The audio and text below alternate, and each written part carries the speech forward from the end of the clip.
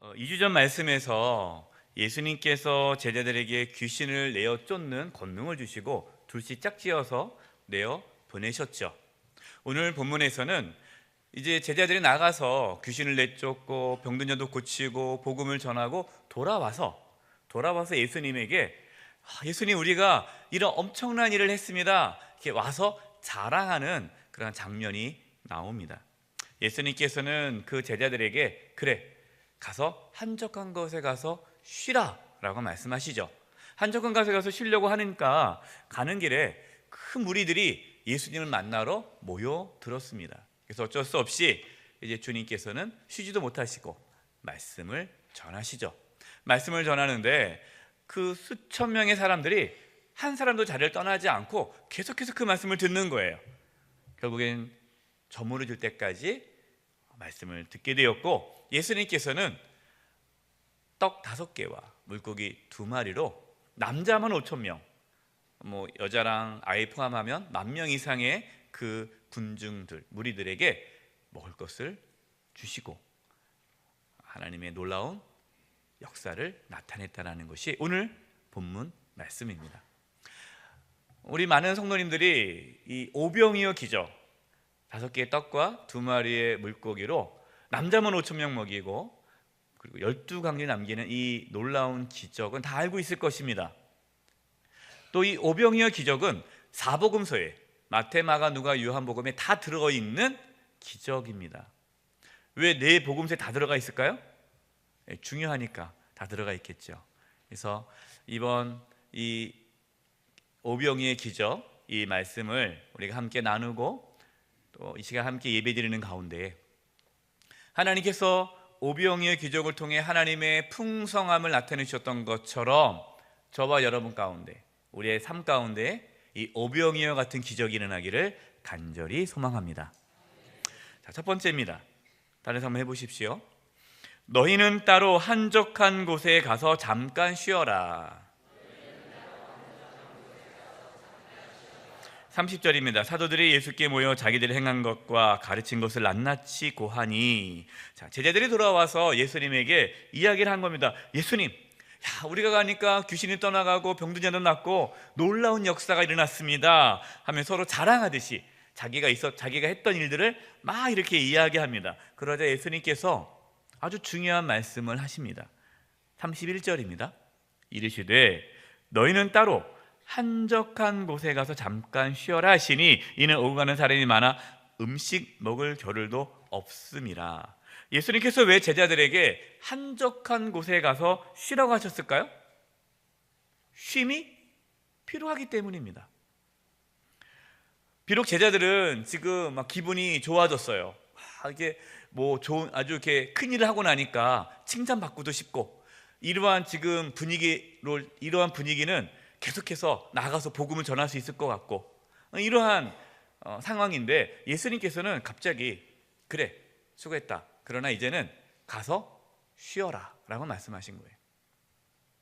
예수님은 제자들의 지친 몸을 회복하기 위해서 한적한 곳에 가서 식사도 하고 좀 쉬라라고 말씀하십니다. 예수님은 영적인 것만 중요하다라고 말씀하지 않으십니다. 육적인 건강도 중요하다라는 것이죠. 자칭 신앙이 좋다라고 말씀하시는 분, 그러니까 본인 스스로가 좋다고 얘기하는 겁니다. 신앙이 좋은지 안 좋은지는 모르겠지만 본인이 좋다라고 말씀하시는 분들 중에 세상을 악하게 보는 분들이 있습니다. 그러니까 금욕적인 분들이 있어요. 오직 기도와 말씀만 중요하고 나머지는 다 필요 없다, 먹는 거, 노는 거, 쉬는 거 다 그건 악한 것이다, 이렇게 보시는 분들이 계세요. 그래서 심지어 영화관도 가는 걸 금합니다. 영화 보는 것도 세상적이다, 노래 듣는 것도 세상적이다. 맛있는 거 먹으러 가면 맛집 찾아다니면은 내가 맛집 찾아다녔어 그러면은 이게 탐욕적이라고, 탐심이 가득하다고, 이렇게 맛집 찾아다니는 게 무슨 세상의 욕망을 쫓아가는 것처럼 그렇게 얘기하시는 분들이 있어요. 늘 이렇게 소박한 것만 먹어야 되고, 놀면 안 되고, 너무 이렇게 금욕적인 삶을 살면서 그것이 마치 신앙이 좋은 모습이다라고 말씀하시는 분들이 계십니다. 물론 여러분, 때로 금욕적인 생활은 필요합니다. 뭐 우리가 그렇다고 해서 막 이렇게 그렇게 하면 안 되겠지만, 그러나 무조건 금욕적인 생활을 하는 것이 신앙이 좋은 것은 아닙니다. 예수님께서 제자들에게 금욕적인 삶을 요구하지 않으셨어요. 뭐 제자들이 가서 이제 열심히 이제 복음을 전하고 돌아왔단 말이에요. 근데 예수님께서 그래, 수고했다, 이제 또 나가라, 그렇게 하셨나요? 네, 수고했으니까 이제 금식기도 하라 그랬나요? 그러지 않았다는 거예요. 가서 먹고 쉬라. 사람들이 예수님을 비난할 때 뭐라고 예수님을 비난한지 아십니까? 예수님 보고 어떤 자라고 합니까? 먹기를 탐하는 자라고 그랬어요. 그러니까 예수님께서는 예수님을 싫어하는 사람들 보기에는 먹기를 탐하는 자는 보이는 거예요. 그래도 뭐 좀 어떤 세례 요한이나 또 다른 선지자들은 막 이렇게 광야에서 금식하며 메뚜기는 잡아먹으면서 이렇게 좀 힘들게 살아가야, 그 정도 돼야 뭔가 선지자처럼 보이는데, 뭐 예수님은 식사하시고 웃고 어울리고 그러다 보니까 저거는 뭔가 이상하다, 저거는 뭔가 하나님의 사람이 아니다라고 생각한 거예요. 하나님께 세상을 만드셨습니다. 여러분, 세상은 아름다운 것이에요. 좋은 것이에요. 귀한 것입니다. 세상을 악하게 보아서는 안 돼요. 세상이 악한 것이 아니라 이 세상을 이끌어가는 죄의 세력, 하나님을 대적하는 그 세력과 문화가 잘못된 것이지, 세상 자체는 하나님께서 창조하신 아름다운 것들입니다.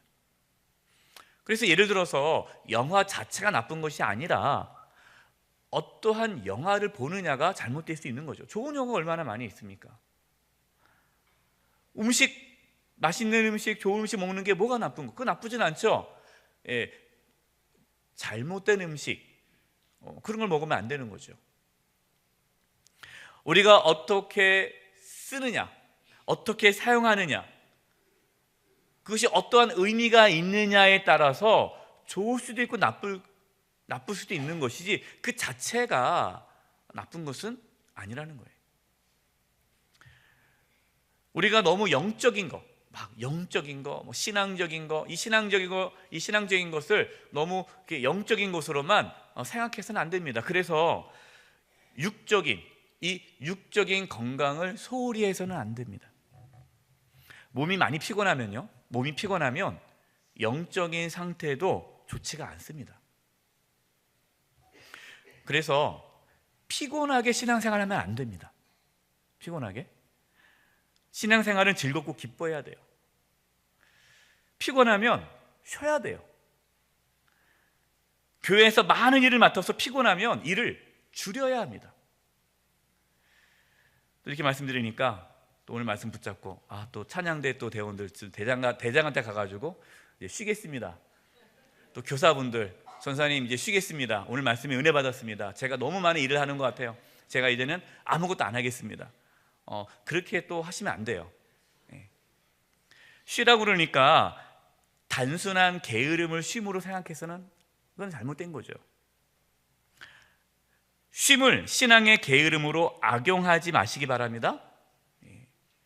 쉰다는 것은 기본적으로 육체적으로 피곤하지 않게 하는 것이에요. 그러나 그것만 의미하지 않습니다. 오늘 예수님께서 말씀하신 한적한 곳에 가서 쉬라라는 말씀은 단순한 육체적인 쉼만을 의미하는 것이 아니라 하나님과 깊은 영적인 교제를 가지라라는 것입니다. 분주하고 바쁘지만 열심히 일하고 있지만, 그러나 때로 그것을 멈추고 하나님을 바라보고 하나님과 깊은 영적인 만남의 시간을 통해서 영혼의 쉼을, 육체의 쉼을 가질 필요가 있다라고 우리 주 예수님께서 말씀하신 것이죠. 우리의 신앙이 건강하려면요, 이러한 하나님 안에서 쉬는 쉼이 필요합니다. 한국교회 성도님들께서 정말 열심히 교회 생활합니다. 뭐 다른 나라보다 새벽부터 밤늦게까지 교회 일 너무 많이 열심히 하세요.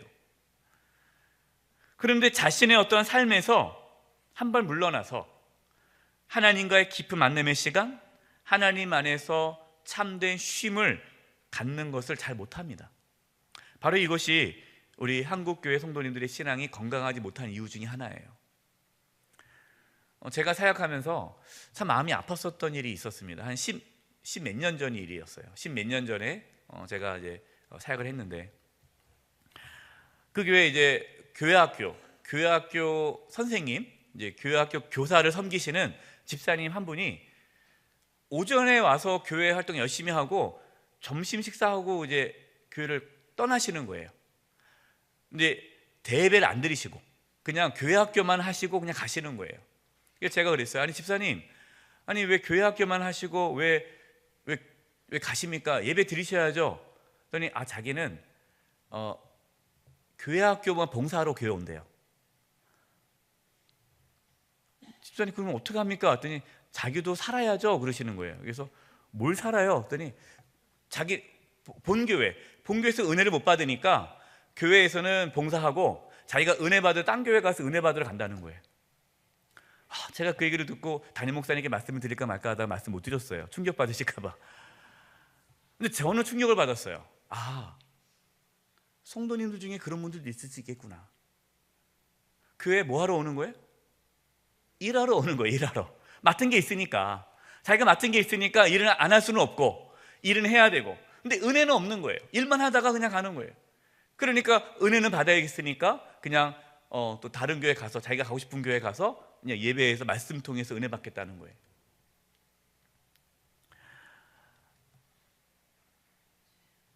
여러분, 이것은 잘못된 신앙입니다.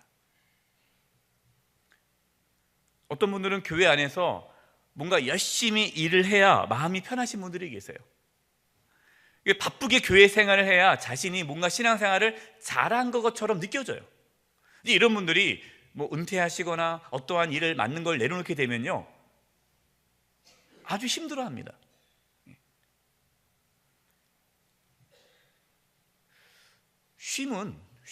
쉼이라는 것은 우리가 하나님 안에서 우리가 잘못된 신앙을 바로 잡는 영적 질서를 바로 잡아주는 역할을 합니다. 우리가 쉬지 않고 그냥 일만 하면 그 일은 하나님과 관계없는 일이 될 수가 있어요. 일보다 중요한 것은 하나님 안에서 쉼을 얻는 것입니다. 지금 제자들이 일하고 돌아왔잖아요. 일하고 와가지고 막 흥분돼서 막 얘기하는데 예수님께서 뭐라고 하신 거예요? 또 나가서 일하라. 그래, 이 여세를 몰아서 우리 또 나가서 일하자. 이게 아니라 뭐 하라는 거예요? 쉬라. 그러면서 하나님께 집중하라. 하나님과 관계를 회복하라. 하나님과의 친밀한 교제 가운데 영적인 쉼과 육체적인 쉼이 우리 가운데 있기를 바랍니다. 그래야 우리는 하나님을 기쁘시게 하는 삶을 계속해서 살아갈 수가 있는 것입니다. 두 번째입니다. 한번 따라서 해보십시오. 너희가 먹을 것을 주라. 예수님께서 한적한 곳으로 가서 쉬라고 하셨지만 많은 사람들이 예수님께로 몰려와서 쉬지 못하고 말씀을 전하십니다. 34절입니다. 예수께서 나오사 큰 무리를 보시고 그 목재 없는 양 같음으로 인하여 불쌍히 여기사 이에 여러 가지로 가르치시더라. 목재 없는 양같이 방황하는 그 무리들을 보면서 너무나 마음이 아파서 말씀을 전하셨어요. 말씀을 전하자 사람들이 떠나지 않고 그 예수님의 말씀을 듣기 시작합니다. 시간이 지나서 이제 저물어 가요. 그러니까 제자들이 걱정이 되는 거예요. 예수님 말씀 좀 그만하시지. 이제 밥 먹을 때가 지났는데 뭐 그러지 않습니까? 이렇게 밥 먹을 때 됐는데 밥 안 주면 미안하잖아요. 그러니까 밥 먹을 시간 되기 전에 빨리 모임을 끝내서 그냥 각자 마을에 들어가서 각자 식사를 해결하도록 해야 될 텐데 걱정이 있는 거예요. 그래서 예수님한테 얘기합니다. 예수님, 이제 그만 좀 말씀하시고 좀 사람들에게 좀 이제 마을로 들어가서 식사 좀 하라고 좀 해야 되지 않겠습니까? 지금 식사 때가 많이 지났는데요. 그러자 예수님께서 전혀 예상 밖의 말씀을 하십니다. 37절입니다. 대답하여 이르시되 너희가 먹을 것을 주라 하시니 여짜오되 우리가 가서 200데나리온 떡을 사다가 먹이리까. 제자들은요 전혀 상상도 못했어요. 이 남자만 5천 명이에요. 그럼 10,000명 정도 이상 되는 그 무리들에게 우리가 먹을 것을 줘야지라고 생각을 아무도 하지 않았어요. 예수님께서 그것을 요구할 거라는 생각도 하지 않았어요. 자신들의 역할은 뭡니까? 자신들은 그냥 그들에게 복음을 전하고 하나님의 말씀을 전하는 것, 그것만이 자신들의 사명이라고만 생각했습니다. 그런데 예수님께서 먹을 것을 주라는 거예요. 예수님께서는 사람들에게 복음을 전하실 뿐만 아니라 그들의 육체의 필요도 채워주셨습니다. 예수님은 제자들에게 너희가 먹을 것을 주라라고 말씀하십니다. 지금 이 시간에 우리 주님께서 저와 여러분에게 뭐라고 말씀하십니까? 너희가 먹을 것을 주라. 우리는 먹을 것을 주어야 할 사명이 있어요. 우리는 먹을 것을 주어야 할 사명이 있어요. 그럼 도대체 먹을 것을 준다는 게 어떤 의미일까? 첫 번째는 사람들의 필요를 채워주라라는 것이죠. 가난한 자들에게, 배고픈 자들에게, 소외된 자들에게, 고통당하는 자들에게, 절망 가운데 자들에게, 그들에게 가서 그들에게 필요한 먹을 것을 주고 그들을 위로해주고 그들을 보듬어주고 그들의 필요를 채워주는 것, 그것이 저와 여러분이 해야 할 사명입니다. 앞서 말씀드린 대로 영적인 것만 중요한 것이 아니라 뭐도 중요하다고요? 육적인 것도 중요하다는 거예요. 지금 당장 배고파 죽겠는데 아무것도 못 먹어서 굶은 사람에게 하나님의 사랑을 전하면 그게 들립니까? 뭘 줘야 돼요? 먹을 걸 줘야죠. 또한 여기서 먹을 것은 단순한 먹을 것만을 의미하지 않습니다. 요한복음에서도 오병이어 기적이 나와요. 그리고 오병이어 기적이 있은 다음에 예수님께서 하신 말씀을 보면 예수님께서 이 오병이어 기적을 통해서 우리에게 뭘 전하고 싶은지를 알 수가 있습니다. 요한복음 6장 26절에서 27, 35절 말씀입니다. 예수께서 대답하여 이르시되 내가 진실로 진실로 너희에게 이르노니 너희가 나를 찾는 것은 표적을 본 까닭이 아니요 떡을 먹고 배부른 까닭이로다. 썩을 양식을 위하여 일하지 말고 영생하도록 있는 양식을 위하여 하라. 이 양식은 인자가 너희에게 주리니 인자는 아버지 하나님께서 인치신 자니라. 우리 35절을 같이 읽겠습니다. 시작.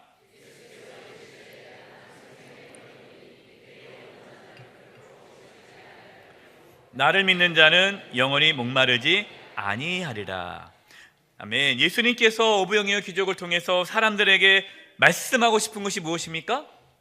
내가 생명의 떡이다. 배고프면 먹어야 되잖아요. 음식을 먹어야 사람이 살 수 있듯이 예수님이 생명의 떡이라는 거예요. 예수님께서 저와 여러분에게 생명을 주기 위해서 자신의 살과 피를 주셨어요. 우리는 예수님의 살과 피를 먹고 마심으로 영원한 생명을 얻게 되었습니다. 이게 십자가의 은혜잖아요. 우리는 이걸 기념하기 위해 성찬을 하는 거고요. 우리는 사람들에게 생명의 떡이신 예수님을 나눠야 할 사명이 있는 것입니다. 주님께서 말씀하십니다. 너희가 먹을 것을 줘라. 우리 주변에 고통당하는 자들이 있어요. 가난한 자들이 있어요. 우리의 도움을 필요로 하는 자들이 있어요.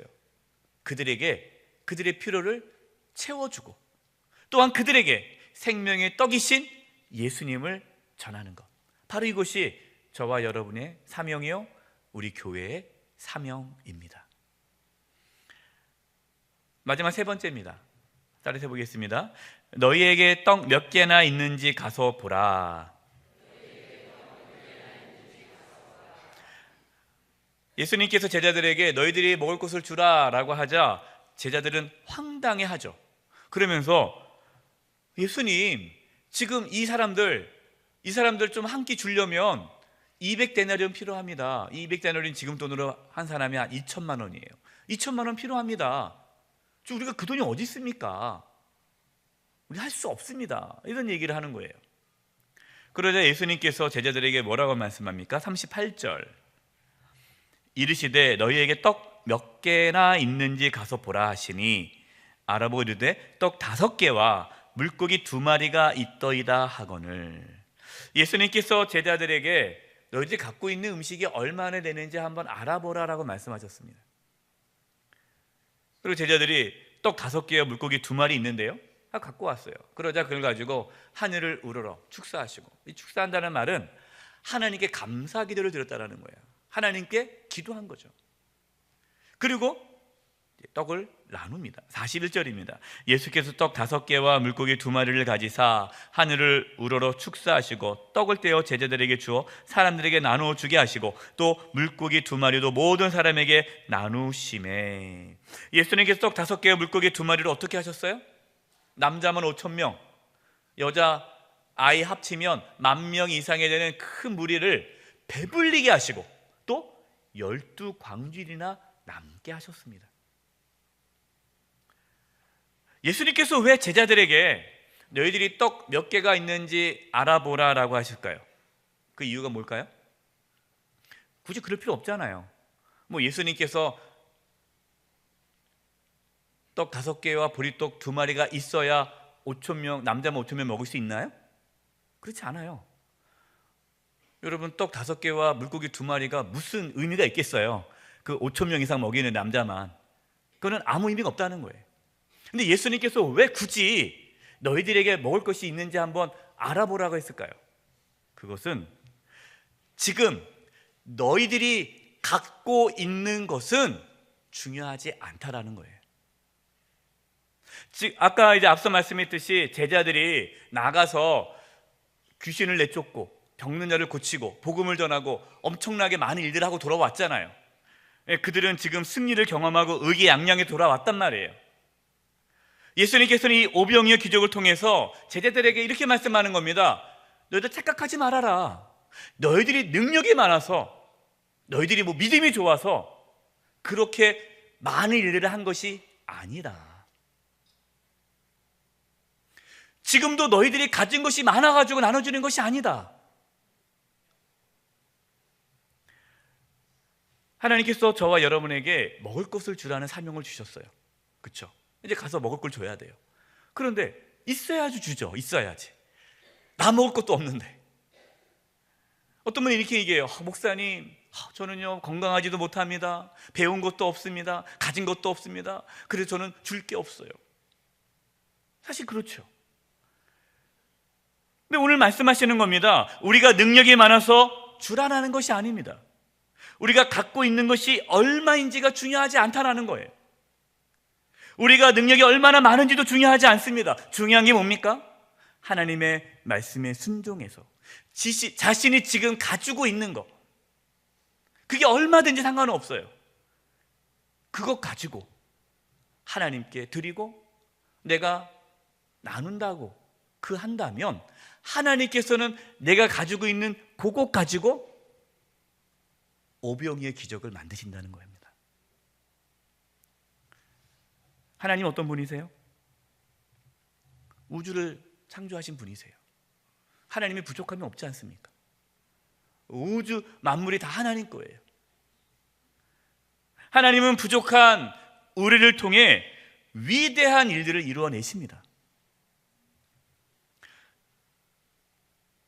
자신의 지금 건강, 요만큼의 건강, 요만큼의 물질, 요만큼의 능력, 요만큼의 시간, 내가 부족하지만 그것을 하나님께 드릴 때에 하나님께서는 그것 가지고 상상할 수 없는 위대한 일들을 만들어 가실 것입니다. 이게 오병이어의 기적이에요. 결론입니다. 오늘 본문 말씀에서 제가 묵상하면서 오늘 본문에 이제 3가지의 예수님의 말씀이 나오죠. 이 3가지의 말씀을 묵상하면서 오늘 이렇게 설교를 준비하게 되어 있습니다. 첫 번째, 예수님께서 이렇게 말씀하셨어요. 너희는 따로 한적한 곳에 가서 잠깐 쉬어라. 우리는 한적한 곳에 가서 쉬어야 합니다. 영적인 것만 중요한 것이 아니라 육적인 건강도 중요해요. 하나님은 부지런한 것을 좋아하시지만 일 중독은 좋아하지 않으십니다. 쉼은 하나님 안에서의 친밀한 교제를 갖는 거예요. 하나님과의 교제를 통해서 우리가 하나님과의 관계가 바르게 할 때에 우리는 잘못된 방향으로 하나님의 일을 하지 않습니다. 그래서 여러분, 너무 일에 매달리지 마세요. 내가 하나님을 위해서 열심히 일해야겠다. 물론 좋은 거지만 교회 일하러 오지 마시고 은혜 받으러 오시기 바랍니다. 그리고 하나님 안에서 쉬세요. 몸이 피곤하면 또 쉬세요.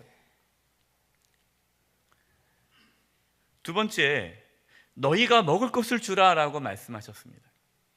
우리 사람들에게 먹을 것을 주어야 할 사명이 있어요. 우리 다 그렇게 살아야 됩니다. 근데 여기서 먹을 거는 사람들의 필요죠.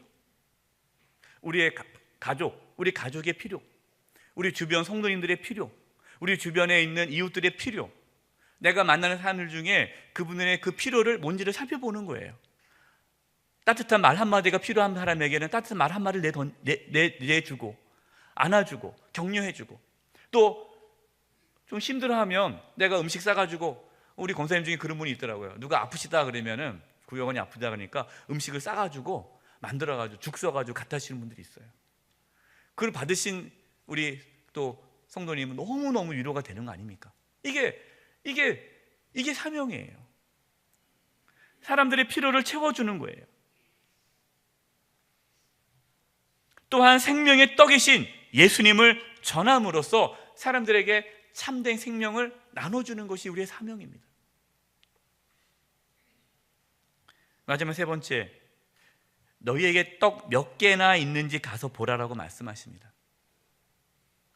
우리가 얼마나 많은 능력을 갖고 있느냐, 그게 중요하지 않다는 겁니다. 지금 자신이 갖고 있는 것을 하나님께 드릴 수 있느냐, 이게 중요해요. 자신의 능력으로 먹을 것을 주는 사명을 감당하는 것이 아닙니다. 우리는 연약합니다. 그러나 우리의 건강, 물질, 시간, 재능, 능력을 기꺼이 사명을 위해 드릴 때에 하나님께서 그것을 통해서 오병이어 기적과 같은 풍성함을 나타내 주실 것입니다. 저와 여러분을 통해 오병이어 기적과 같은 풍성한 은혜가 우리의 가정과 우리의 직장과 우리의 학교와 우리가 속해 있는 공동체 가운데, 또 이 지역 가운데, 이 땅 가운데 가득하기를 간절히 축원드립니다. 기도하겠습니다. 하나님 아버지, 오병이어의 기적이 우리의 가정과 직장과 학교와 우리가 속해 있는 그 공동체 가운데 나타나게 해주시고, 우리를 통해 그 놀라운 하나님의 풍성함이 드러나게 하여 주시옵소서. 예수님의 이름으로 기도드립니다. 아멘.